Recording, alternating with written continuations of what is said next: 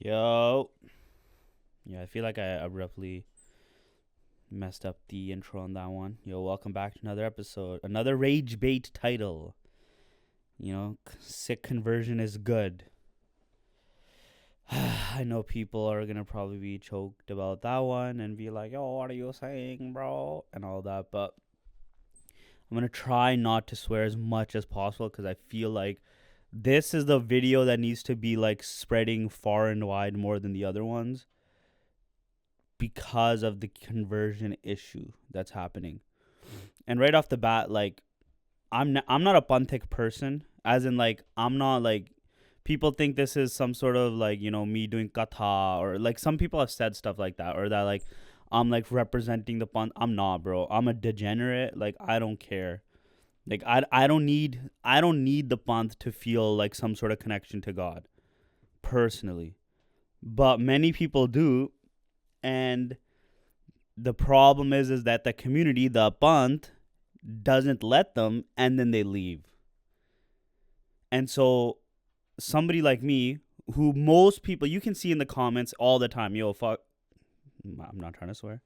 Yo, you're not a Sikh, you're not this, bro. Stop talking about this stuff. You know nothing. And they're just comments, so they don't really like affect me. But if this is the type of stuff like an average person from living the type of life they wanted to live was experiencing, they would leave Sikhi in a heartbeat.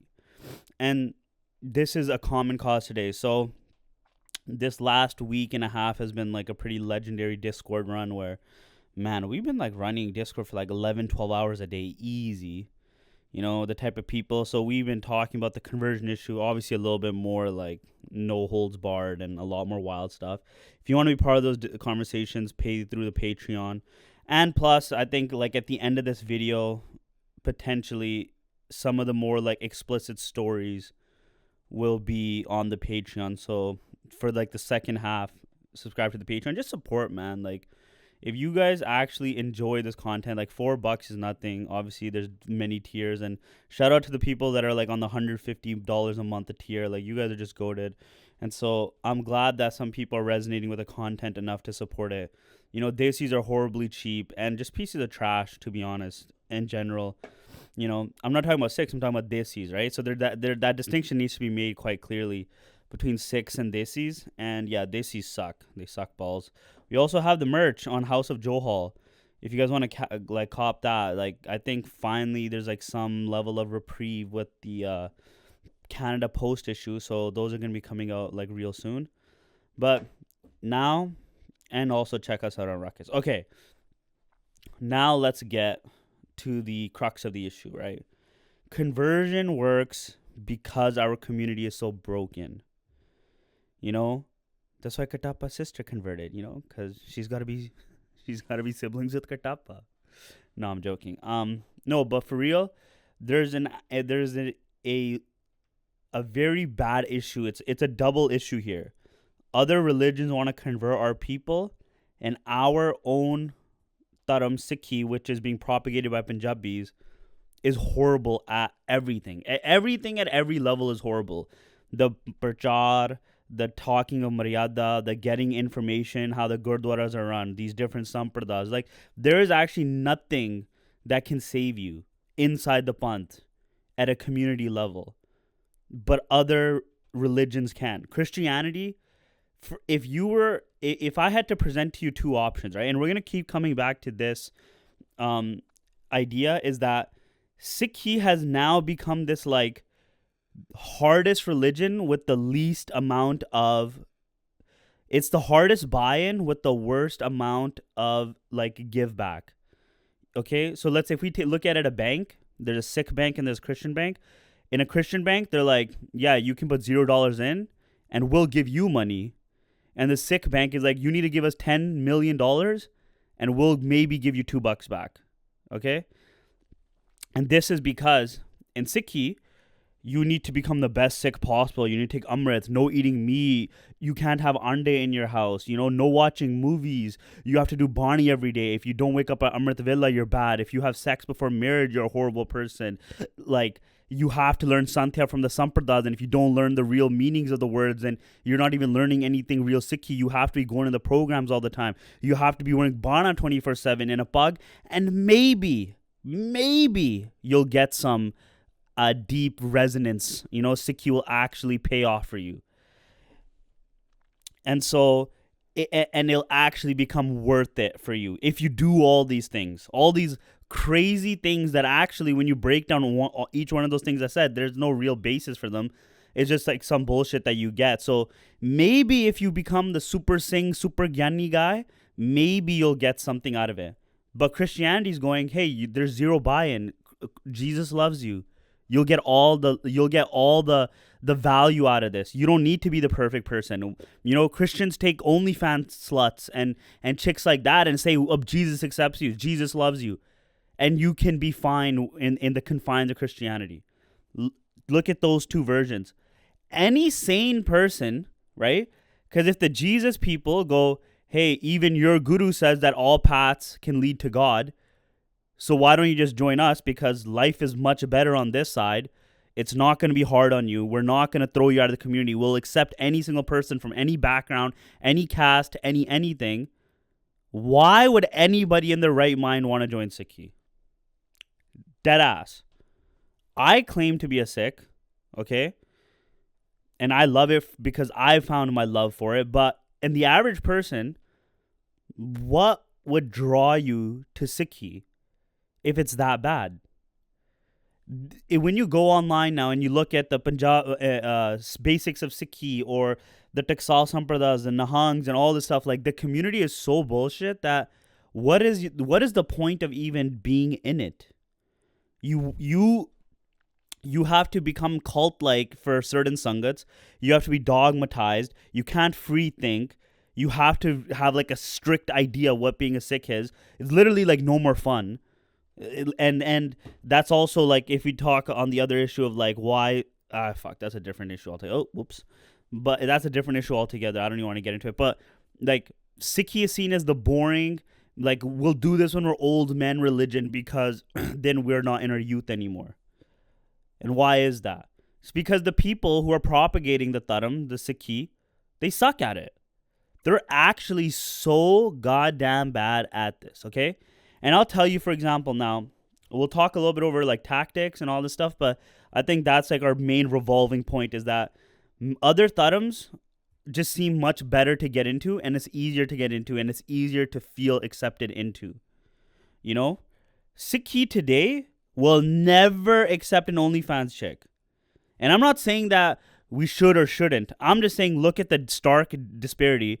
Whereas Christian communities regularly across the states will accept OnlyFans women, which means that they truly believe that you can forgive and you can find your way through, and that Jesus will forgive your sins and all that stuff.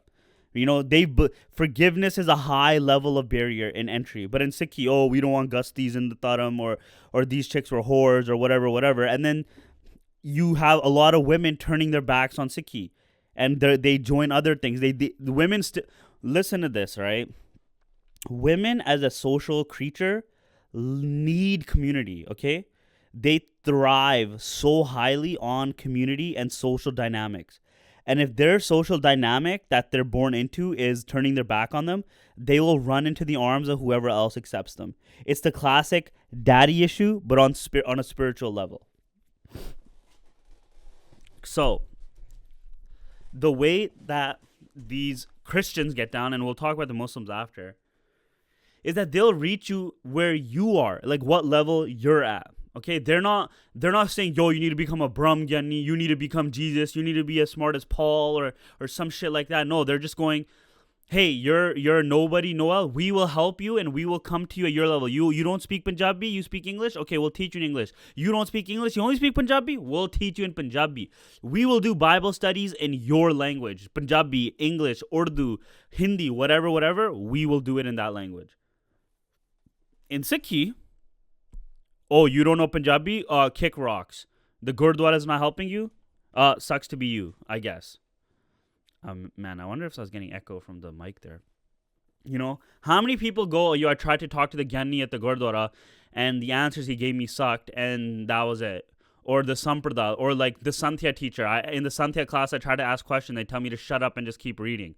Or that the way I'm learning Santhya is just constant parroting and just talk, just say the words and have no realize or meaning.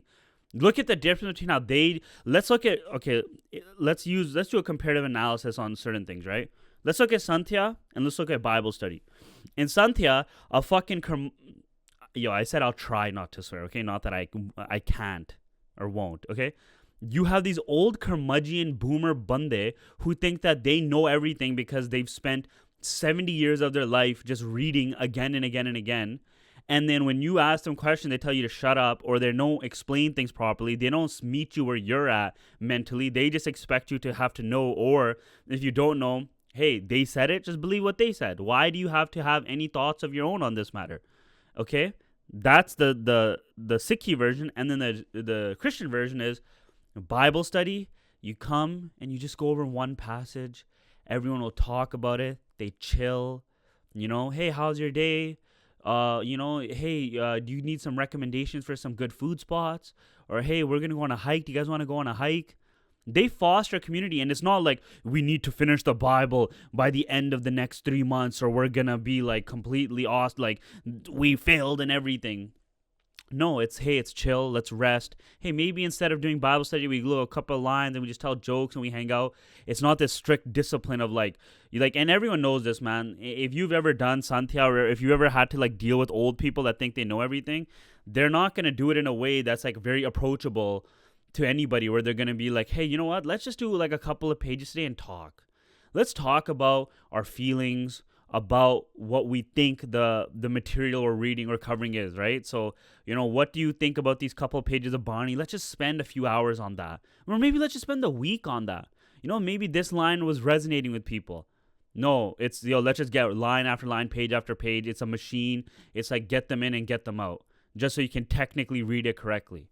And on that point, I want to say something, because somebody in the Discord shot on me once because they tried to get me to read a line from Guru Granth Sahib and I messed up a few words. And the way I felt about that was like, okay, cool. Like, I messed up a few words. You know everything. I'm glad, bro. But if we sat here and actually talked about the meanings of these words and didn't use it as a gotcha, I feel like everyone would have something to contribute. And that's like a classic like mindset of Desi sometimes, where it's like, you don't know how to do it like me, or I know the correct way to do things. And it's like a cancerous type of thought, right? But the most connected I was feeling with Sikhi was when me and my boys, like D-Gen Bande, would just go over Japji Sahib like line by line, one at a time, and just like, what do we feel these meanings are? When we put all of our context of history and human nature and psychology and spirituality together, and there's multiple of us, and we're all figuring out the lines and thinking about it together, like, what do we come up with in our conclusion? And that was the most beautiful thing. It's just not like that today anymore. And there's a way to go about this. The story I was gonna say was, I don't want to drop names, just because like whatever. Again, the community is really toxic, and some people just, it's not something they can easily handle. But a Vadde Mahapurkh, so like a very great scholarly Sikh man, once said that like, even if you mess up words, that's fine, because if you're doing it and you're doing it out of love, that's what matters. And the analogy they gave was, when you're a baby and you're trying to say words and you're saying them wrong, does your mother love you any less? Does your mother say, hey, you're not saying these words right, I don't like, even if though I understand what you're trying to say, because you're saying them wrong, I'm gonna love you less? I mean, that one's very like, when you think about it like that, it's hard hitting. The funny thing is, like, this is stuff I've thought about all day, but you have to hear it from these people of authority in the Dharam for it to be like valid. And that's again another problem in Sikhi. People aren't allowed to come to the conclusion themselves and find the meaning themselves. They have to be facilitated through somebody or a institution. And it's, oh, the Taksal said this, so it doesn't matter what you think. It doesn't matter how you look at something. It doesn't matter that I actually have no argument for why you think something is wrong. I'm just going to say you're wrong because the Taksal says you're wrong. And that's it. And so if you're that person and you're going, well, I feel as a human being that my faculties work and I have some valid questions, but I'm being shunned and being told that I'm basically an idiot. Maybe I'm better off just going somewhere where my thoughts are validated, where how I think about things are validated. And then swoop comes in the Christians. And that's the thing, like, the way they teach this stuff is beautiful and it's chill, all right? They're nice. And again, another story I've heard was this guy was interested in Bible study, and I think he reached out to the Mormon church or something like that on the website, and they asked him a few questions like, what's your age, how old are you, what area, blah blah blah, and they sent two bande to him that were his age, spoke his language, English, and then taught him at his level. Do you think that the Sikh community has that kind of institutional level where gurdwaras can send you bande that they trust, that actually explain things to you and you can learn something beautiful about Sikhi? And they'll do it in English? You know the type of Gyani... First off, like, we talk about this. This is why every single video is pointing out institutional raw at this point. And I'm so tired of making Panthik videos, man. I wanted to make anime videos, okay? Like dead ass. And I don't know how I got pigeonholed into this. But you go to the Gurdwara, the committee sucks, the Gyani sucks, the Kirtan sucks, the Langar sucks, the art sucks, the architecture sucks, the services sucks, the teaching sucks, the Punjabi level of teaching sucks. The Gurdwara as an institution is dead. Why go? It also kind of like defeats the point of like God is everywhere, God is within. Like, who cares then going to the Gurdwara? They're not improving it. They're not actually making a community. On the Discord, bro, like, this is, I took a survey the other day of like, do people feel like they're getting closer to, and we talk about a lot of D-gen stuff, right? We've been helping Yannis like get girls and stuff for sure. But, there's a little bit where there's the D-gen, there's also the pure level of like, we switch between Sikhi and D-gen stuff all the time. But, we took a poll and I asked people like, do you feel more community for Sikhi being in these Discords? And they say yes. Because these are conversations, first off, these are conversations that are not happening anywhere in the world, okay? Basis of Sikhi is not going to talk to you about, like, girl issues and girl problems and like, crazy D-gen stuff and also tell you, like, dope-ass Sikhi stuff. That's just not happening. These are the only places where these conversations are happening, okay? And a lot of these people have the exact same things. When I try to talk to the Gyanis at the Gurdwara, they have nothing. Because even the Gyanis, these are like C- students in Sikhi that are just being transported, getting their little certificate. Okay, go do the Gyani duties at the Gurdwaras and stuff, and you're good to go. And they're being brainwashed in the Sampradayic teachings of certain things. Oh, if you get the words wrong, then you're doing part wrong, and then you're disqualifying your ability to do part. But if you go back, if God is ever loving, right? God does love you. If you just try, God will love, and that's one of those things. When people say those bullshit lines like, if you take one step, God takes 1,000 towards you. That's the thing is, if you learn basic Punjabi and it's tutti frutti and you're trying to read Barney, even though it's wrong, who cares? Yeah, correct some words, just, if they're a little bit too messed up or whatever. But at the end of the day, God, that they're supposed to be loved. And so look at how Christians do it. Jesus loves you. Jesus loves you. It doesn't matter. Jesus will love you. And it's a reason why it's working. And these Gyanis have no way, like, you want to know how ridiculous the community is? These Triksals or whatever missionary colleges or places where they're manufacturing these C- dipper Gyanis, no one thought for a second, hey, we're sending these Gyanis to a Western country where the kids of today are adopting Western values and traditions and speech and English. We should maybe learn a few things or two. Has anybody ever met a Gyanni who's like, yeah, I watched Game of Thrones, but think about this, you know how Jon Snow, he kept doing righteous things, and that was his dharam, and so you got to look at dharam as like your duty no matter what. Blah, blah. Like no one is able to talk about it in a real simplistic way. It's either I know I'm in this position of authority, you're not. So when I say something, it's right. When you think something, you're stupid. And I'm going to give you a story now of this woman and one of her stories of how she joined Christianity. So there was a woman, she was from the UK, and she was caught holding hands with a guy. All right? I don't even think it was a casting. It was just like she got caught holding hands with the guy, and then her parents like basically locked her in the room like Rapunzel. Like she was never allowed to go out, blah, blah, blah. And then like she snuck out one day, and then she gets caught holding hands again. I'm being dead ass. It's holding hands. And then the family was basically trying to off her. They were trying to like honor kill her, being like, you have brought like disgrace to our family.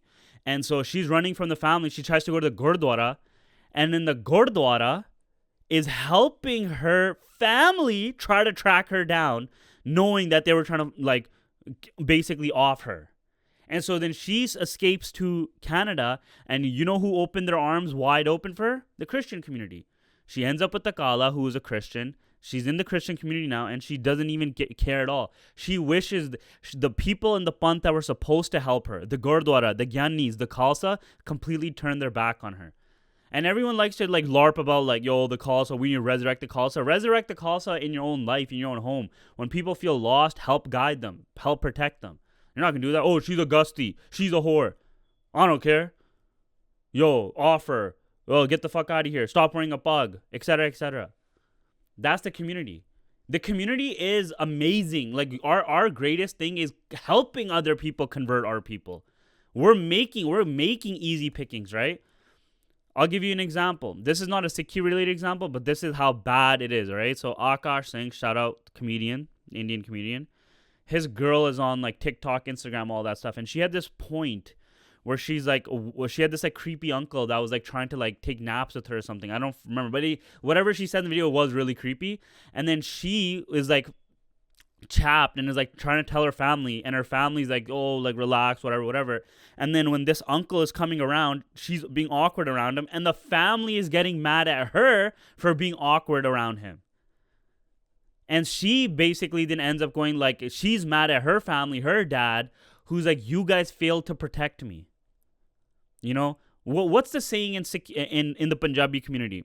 You know, we use a certain word for graping. It's angur. So it's in the Punjabi community. You know what's worse than angooring someone? Other people finding out you angoored someone. If your family knew that you angoored someone without anyone ever knowing, it would be fine. And that's how messed up the community is internally. And it is connected to the Punjabi part of the community, not so much Sikhi itself in essence. Sikhi itself is beautiful. There's many communities that have started to adopt it, right? You have certain Korean Singhs, Chinese Singhs, 3HO people. But like, for example, the reason why the 3HO are so successful, which is actually funny, is because they basically don't they don't mess with the Punjabi community. You know, Yogi Bhajan did straight up say like Jats are complete imbeciles.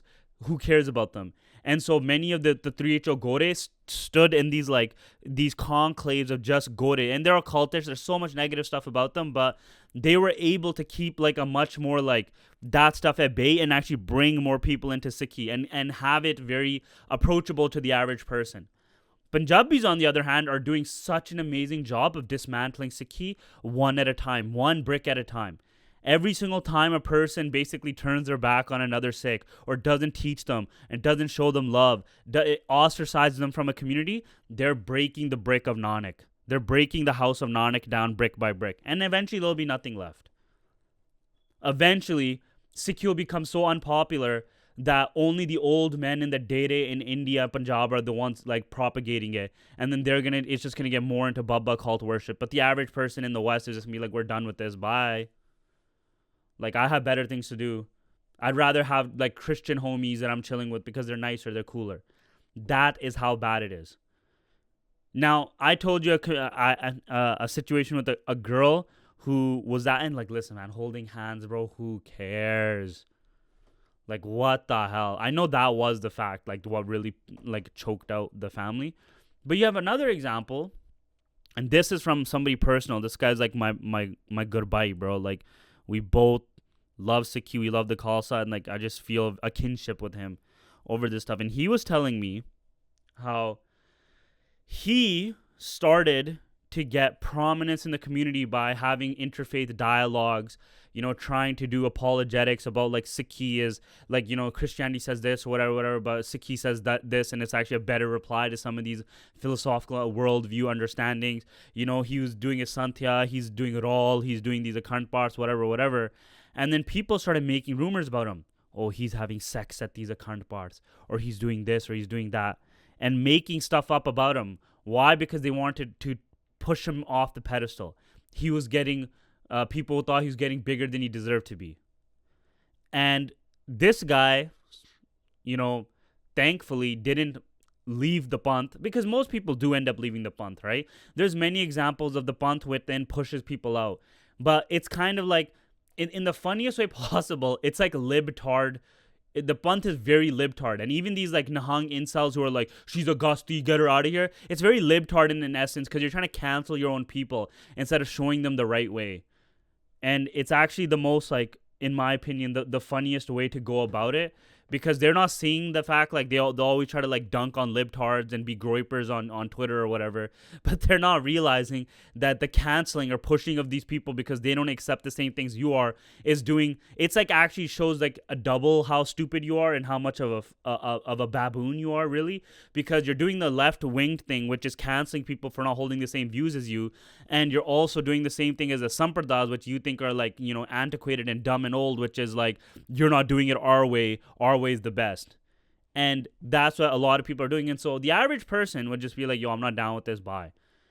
For me personally, in my journey, very from a young age, I didn't care what people thought of me. I was like, I fully, like, my top priority is freedom always. I want to feel free. And if the Panth and the community is not letting me feel that, bye. I don't care. Like, if nowhere in the Guru Granth Sahib does it say that if your Sangat is less than 3 people, you have no chance of reaching any sort of salvation. And that's, I'm making a very hyperbolic point, because obviously you could find God or your love for your Dharam by yourself. So you don't actually need Sangat. The Sangat is supposed to be an amplifier. The community is supposed to be an amplifier. But if it's not there, hey, I'm fine. And I was always like that. I'm fine. I'm down to be solo dolo. I've always been a solo dolo kind of guy. When I go to the movies, when I used to burn, when I used to do everything, I used to do it by myself. I actually found that other people, like, used to mess up my situation. They would mess up my highs. They would mess up my movie going experience. They would mess up, like, I'd have to take care of, like, people. They would act like children, You go out with your homies, a couple of them get drunk, and now you're on, like, mommy duty for grown men. Yeah, I had cousins older than me getting so drunk that are like I had to take care of them as, like, a kid like 8 years younger than them. Like, dudes that were married with kids. So I enjoy the solo dolo life. But the people who don't, when your community starts pushing you, what can you even possibly do? What can you do, man? Your only option is, like, I'm just going to go where I feel belonging. And that's the thing. The gurus, this whole myth that Guru Nanak Dev Ji started, he was just ethereal and he just was ideas. And no, Guru Nanak Dev Ji knew from the outset that he was starting a religion, an organized religion. This idea that he didn't is such bullshit. And it's basically one of those things to be like, oh, Guru Nanak Dev Ji, he was like about the message and it's a lifestyle. No, Guru Nanak Dev Ji very clearly was organizing from the get-go. And you can see this by the fact that he was organizing his Bani, okay? The fact that he's writing his Bani down and creating the Guru, creating the Sikh community, creating mechanisms like Charan Pahal, and getting and amassing texts from other Bhagats was all organization. Langar in itself is not is not just some airy fairy weary, hey, we'll just get random people off the street to do langar together. Langar requires institutional organization. Whenever you have logistics, you need an organization, okay? So if we're going to feed a bunch of random people, who's going to buy the food? Who's going to make the food? Who's going to serve the food? Where's the food going to be served? These types of questions shows logistics, shows organization, and it shows the basis of a religion that's coming. And we all know Guru Nanak Dev Ji did langar. Yes, the idea of langar is it's for anybody, but to do it, you need a community who can actually come together to do langar. So you need organization. And so from the offset, Guru Nanak Dev Ji did have had the basis and the prototype of Sikhi, of this organized religion, of this religion, okay? And I don't like using the religion Oddain because religion comes from the word religio, which means like, kind of essentially like a rule set of laws. Let me just Google and confirm that that's what it is. Religio meaning... the Latin word refers to obligation, bound, or reverence. Probably based on religare, so religio and its English derivation rebinding, but like an obligation essentially. So religion is your obligation to a path. It is kind of like saying like this is your dharam, okay? So Guru Nanak Dev Ji did start an organized religion, and I kind of forgot how I started on that point, but if you're listening in succession, you probably know exactly what I'm saying. Okay, so the next point is community. Yeah. Basically, like you need the community, you need a panth, you need an organized religion to help carry you, because that's part of it. But obviously, like we don't have that because we're stupid. But I mean that it is what it is. Okay, a very clear example of like some of the stuff, and the thing with the conversion is like the most downtrodden in our community are the poorer people, the women, the abused, the people on the edges. Like these are the ones that are like the most susceptible to this kind of stuff, and you see that they're attacked by the community at every level, right? So economically, people who are more poorer, they're looked down upon by the community, so they're shunned in that way. And sometimes just because of things, and especially like in India, your economic, so this is very specific to Punjab, but there is a carryover effect in the West. In Punjab, people who are at a poor economic level are usually associated with lower caste, and so, they give them you got to take Amrit from a separate batta type of bullshit, okay? And so then there's the women, and women are basically having to like duck down from like all the men throwing weird shade at them, fucking pervy uncles and like those examples I told you. And so they're also easy and susceptible to be converted. Single women or women that are whose husbands have died, or they might have been divorced, stuff like that. They're also ostracized. All types of these, like, let's call them like the low rung of society, the low end theory of society, are very susceptible to being converted because they don't have a champion. The Gurdwara is not their champion. The committee is not their champion. Sikhi, as propagated through people, are not their champion. So they become easy pickings. These people from broken families, the Christians know how to get in, grab them, take them, and take them to the other side. And when this happens, when a mother finds Christianity, when a father finds Christianity, when a sister or a daughter or a brother, they try to get the entire family into Christianity. And it's because, like, listen, at a very simple level, they're not feeling the love from the community. And even the average experience, right? If the community is, okay, the community is either going to be public or private. Privately, it's the programs at people's houses, behind the scenes stuff, and in that you're in the in group. There is no simple way for you to kind of get in, and once you're in that group, follows certain type of modalities of understanding. I need to make sure I use that right word, right? Modalities. Okay, yeah, that's kind of, I use it right. And they have like certain norms within their community, and if you don't follow them, you become ostracized, and you're cut off from your community. And there's that guy, the Hillary Clinton, Just G from back in the day, what's it called, Royal Beggars. He talked about his like cultish experience with the Simran group. It was like that. Like that's a very good example of the private stuff. Same with like AKJ stuff. There's norms, and if you break the norms, you're ostracized and you're pushed by the community. And then where do you get pushed to? There's been many cases of such things. I don't want to get into them right now, but it does exist at a very like high level. Okay, and then part 2 is public. If you go to the Gurdwara, where everyone's just like there as like it's supposed to be community, but how do you feel love? Who is telling you you're feeling love? The boring kirtani who's supposed to be saying a shabd, like, I'll tell you this right now, man. If this is just a separate like tangent that just if like the kirtan sounded like Tame Impala or The Weekend, I think the gurdwaras would be packed every day, not just by like Punjabi Sikhs, but by other people because the music is great. And we just haven't evolved our music to a level that's like of any understanding. If you look at Rastafarians, right? They invented the best music. Like reggae is dharmic music. It's the Bible's dharmic music. You know, when they talk about Jah and Zion. And what's funny is also there's Vata, bro. They're actually non-dual, you know, when they go like I, stuff like that. But you know, they get high, read their scripture, and then make music on the stuff that they learn. We don't have that in Sikhi, you know. And also, people be like, you can't. If you do kirtan on the stage in the gurdwara, it has to be Gurbani. Okay, this is a different issue, man. I don't even want to get caught in that one. Okay. Anyways, back to the main problem, the conversion issue. I believe like on like a very this is very hyperbolic that I'm about to say, but I think that Panth deserves to be eradicated because it's destroying its most powerful gems anyways. You know, people that want to take bowl, but they need to take it, they're told they have to take it from a separate bata, or, you know, AKJ saying that those who don't take our Amrit are doomed to never go to Sachkhand, or Taksali's telling people that how you understand Gurbani is wrong and you know nothing and we are right. Like, all that stuff just nuke it all, man. You can start from the basis of just the Guru Granth Sahib and Dasam Granth and become an amazing Khalsa.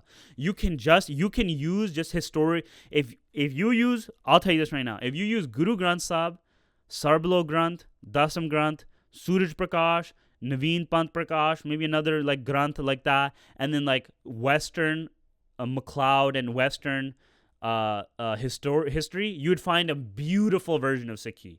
Without any of the Sampradas, without the Nahangs, without the Akhides, you'd find a beautiful one. And a testament to that is somebody like Bhai Jagraj Singh. Bhai Jagraj Singh was a Munna who was in the army, and he figured out Sikhi from the ground up on his own. Okay?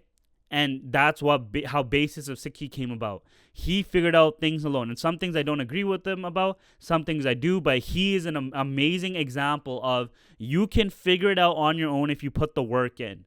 And it's there. It's the texts are there. The seminal texts, the learning, the history. It's all there. And now it's just up to you if you want to take that step to fully embrace it. Okay? There's another story I want to talk about. And we're going to get this guy on the pod. I don't know if he wants this part of the story to be told, but he was somebody who loved Sikhi so much. You know, in his home country, he was wearing a pug, and then the authorities brought like a discrimination or like a case of he was fighting a discrimination case because he's not Punjabi or nothing, but he's wearing a dastar because he loves Sikhi so much, and he was fighting and he went deep into the studies of Sikhi.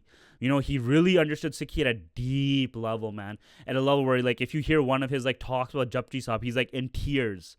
Like, it's just so beautiful. And that's, like, you can feel the purity of someone's love for Sikhi when you see moments like that, right? When they cry tears of the Panth. You know, Gyani Inderjit Singh Rakabewala, you can see that, too, where sometimes just thinking about Guru Nanak Dev Ji and stuff like that, like, he's tearing up because it's just so beautiful that these souls came here. And, you know, he also studied, like, Shia Islam and stuff like that. And he had amazing academic teachings that were like crossing over into the Panth. And then he was ready to take Amrit. He was living with the Dal. He had his Dadi. He had his Kakars. He was wearing his Dastar. And when he went to go take Amrit, the Dal made a separate bata of Amrit from the main one and said, you have to take this because your parents are not Punjabi Sikhs, or they're not Punjabi or whatever, and they're Malayish. They're barbarians. So you can't take the same Amrit as us. And so in that moment, he would have to basically accept that you know, my parents are Malayish barbarians. I need to forget about them, and taking care of my parents cannot be my dharma anymore. And he's just like, you know what? Nah, I'm not doing that. And in my honest opinion, that's more Khalsa than those dull people. That's more Khalsa. That's more Sikh. Like, even if he is a Munna today, he doesn't tie pug. That is the definition to me of a true Khalsa right there. He did all the work. He knows the stuff. His Punjabi is like amazing. He's read Gurbani in its native language. He found Sikhi himself, and he found so much love for it. It was the Panth that turned him away. And it was the Panth that created these stupid like barriers of entry of what Sikhi should be, how Sikhi should be practiced, that he's just like, yeah, fuck that. And I think most people, I'll tell you this right now, man. Most of the time, the best Sikhs you will find are not the ones at the Gurdwara, not the people at these programs. They're all brain dead, like mush baboons who like have no real sense of reality or Sikh or nothing and pure to everything. All right, it's just a social. It's like a social bonding mechanism. You know, for some people, going a social bonding mechanism is going to the club, and for others, it's the Ransbai. Just because you can dress it up in the Sikhi and the Part and the Kirtan and everyone's a Gyani and Amrit and all that stuff doesn't mean it's more Khalsa. Doesn't mean that the Khalsification you've done to like social engineered projects and community building makes it more Sikhi. It doesn't. It's actually the understanding, the truth, the love.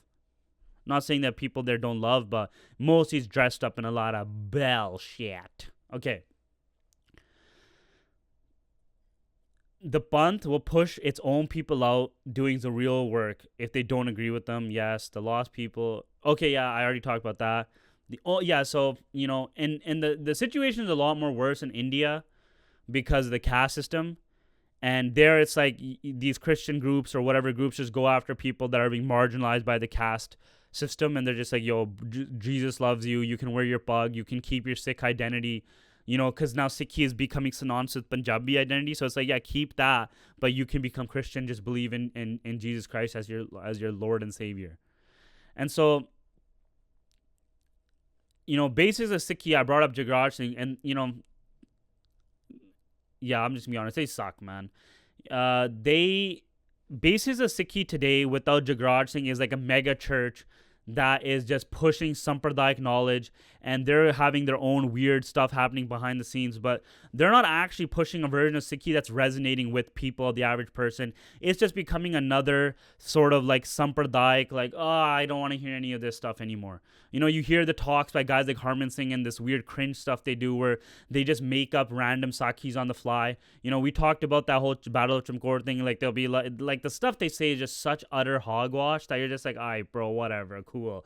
There's a reason why they're not popping anymore. They died when Pai Jagraj Singh died, okay? Because again, Pai Jagraj Singh came from the, like, I understand you guys. I watch Game of Thrones. I watch movies. You know, I probably had a couple of girlfriends. I was a Munna, I was whatever. And I found my way into Sikhi, so I find more compassion, right? The first part of Sikhi is compassion. So if you're supposed to have Daya and compassion can work in two ways. One is, what you say, I'm going to listen, and maybe you have something good to say for me to adopt because I have compassion. Or if you say something that I think is wrong, I will let you speak, but I will try in my best way compassionately to explain to you why I think you're wrong. And let's have dialogue. That's what Daya is. That's the first, one of the biggest, like, you know, Daya.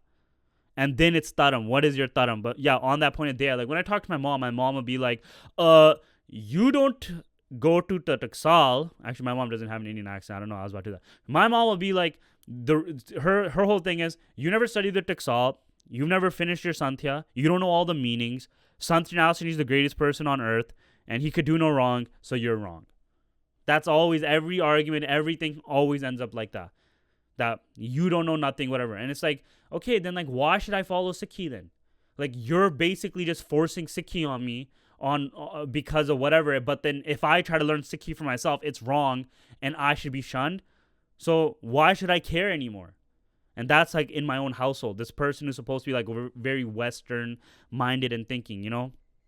And Sikhi is a baton that's being passed generation to generation.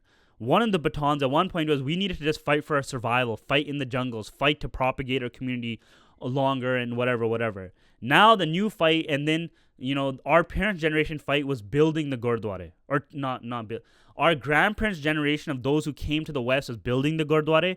Our parents' generation was taking back the Gurdwara. And now it's our duty for our generation to destroy the Gurdwara, to make new institutions, to make places that are actually loving, that actually have Daya and Taram and Sikhi at its highest level. Beauty in architecture, beauty in art, beauty in idea, beauty in all these things. Yo, Khalsa Kohans, Trad Khalsa Kohans. This is Trad Khalsa philosophy that I am spitting at you guys right now. You know, the Christians are very aware of how our community works.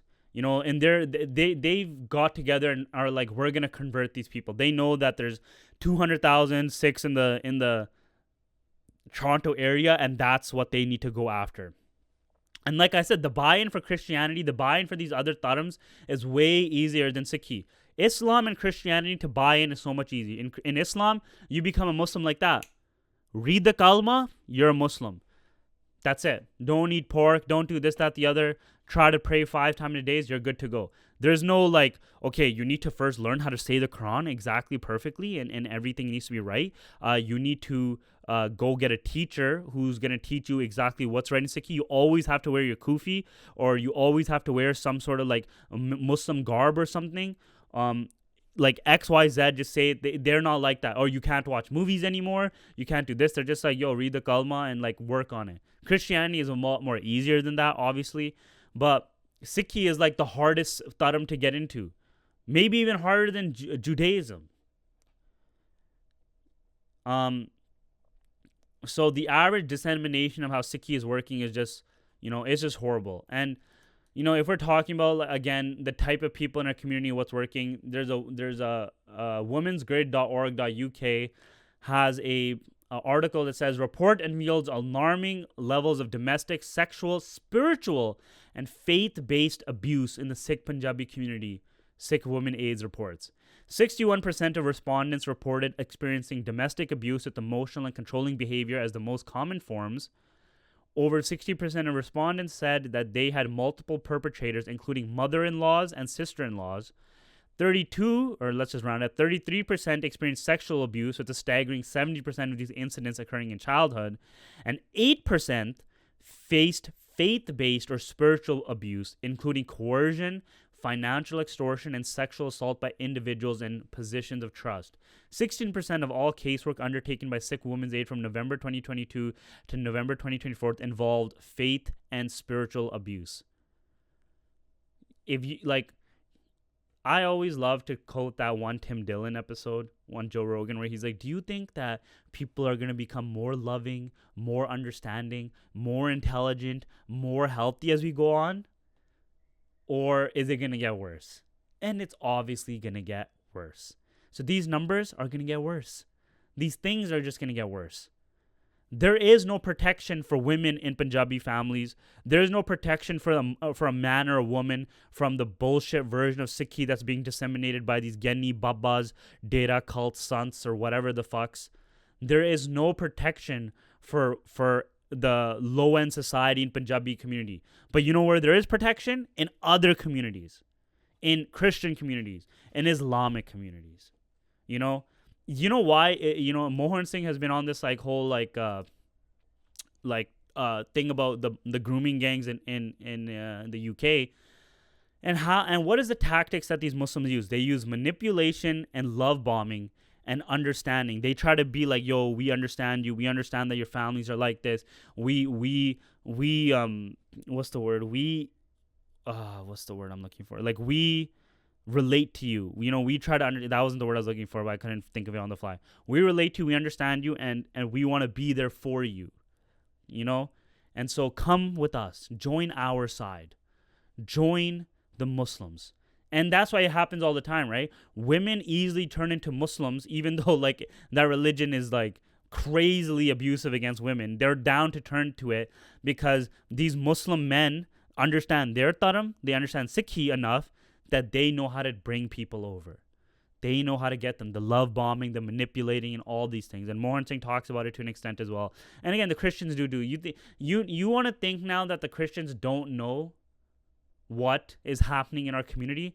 I'm going to pull up and we're going to go over this slowly. This is, there's about 5-6 pages here. So it's going to be a bit of a read. So bear with me, but we'll slowly go over this, okay?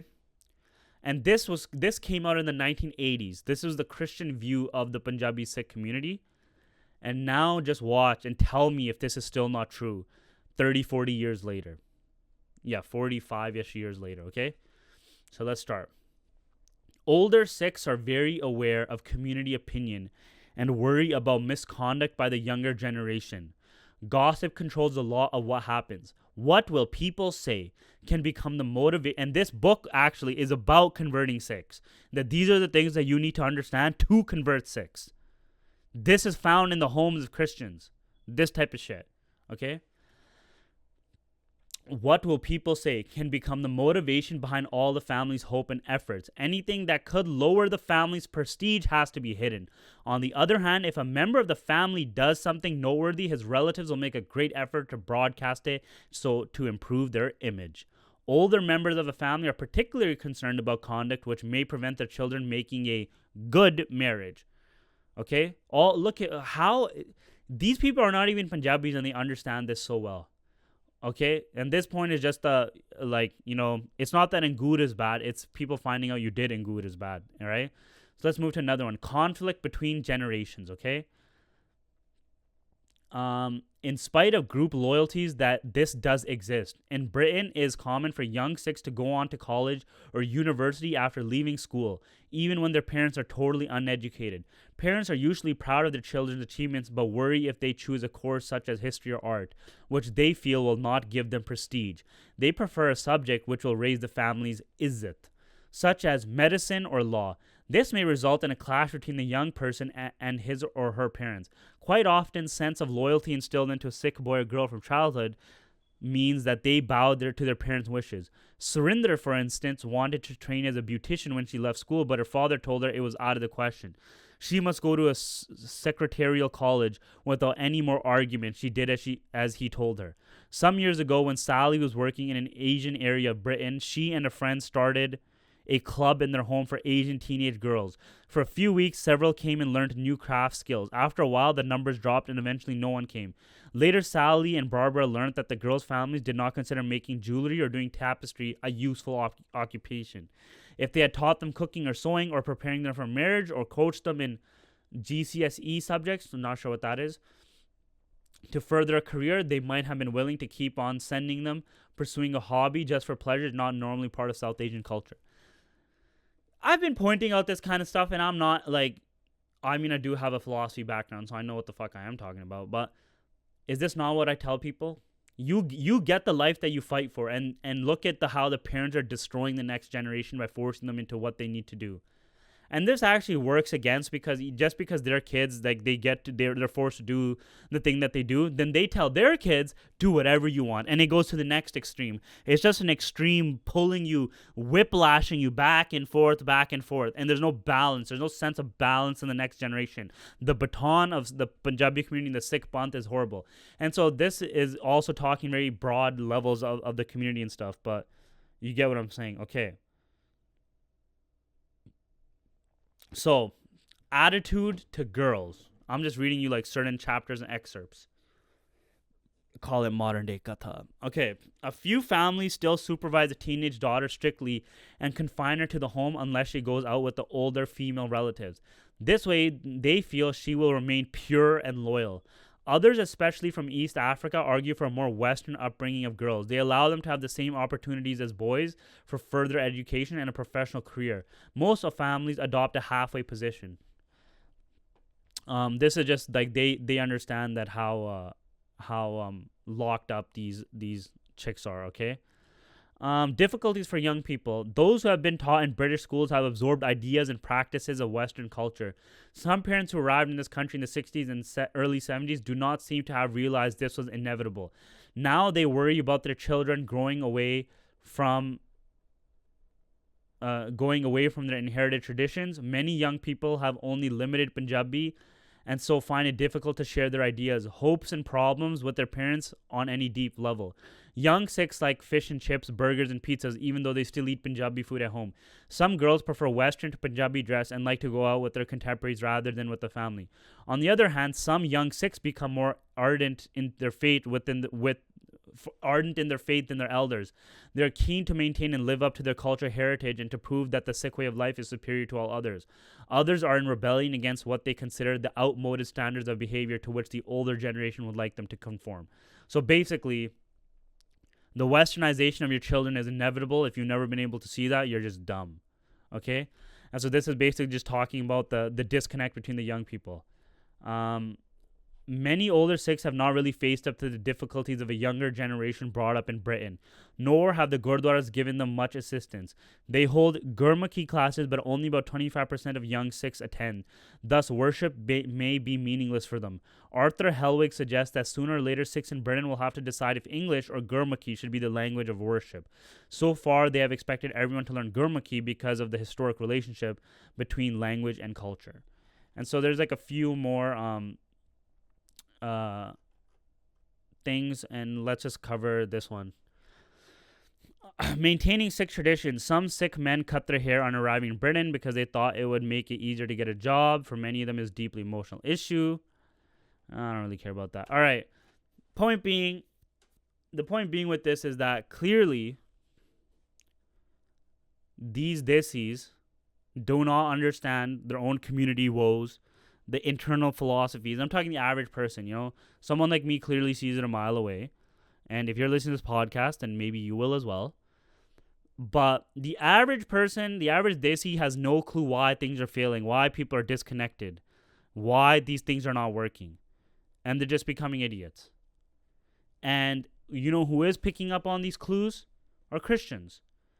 And Christians are swooping in like a savior, like a white savior, to basically tell your children that Jesus loves them, Jesus forgives them, and even Guru Granth Sahib, even Barney is in agreement with us that Guru Granth Sahib Ji is also telling you that, and they do this in a very like tripped out way.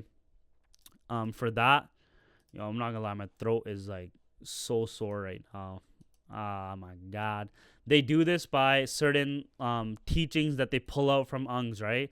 There's a book called The Light of the Satguru, and basically this guy named Jasveer grew up as a Sikh and became a follower of Jesus in his adult years, and he's an expert, quotations, in Sikh studies.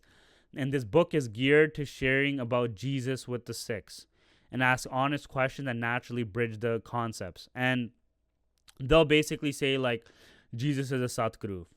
And that Christ is a Satguru, whatever. This will probably be like a more deeper conversation that's going to be on the Discord and on Patreon, because it's like from somebody's personal notes and experiences with the conversion communities, all that stuff. But for what I said, I mean, I leave it up to you. You will either help make or break Sikhi, man. That's all I can say. For the future generation, you'll either do an amazing job keeping the baton and passing it forward, or you will help drive it to the ground.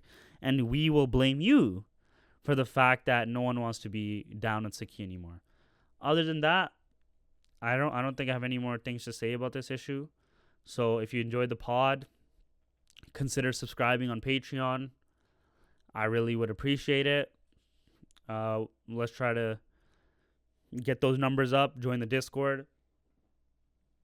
A couple of Singhs on the Patreon did pay for free memberships, and then they were swallowed up within a day.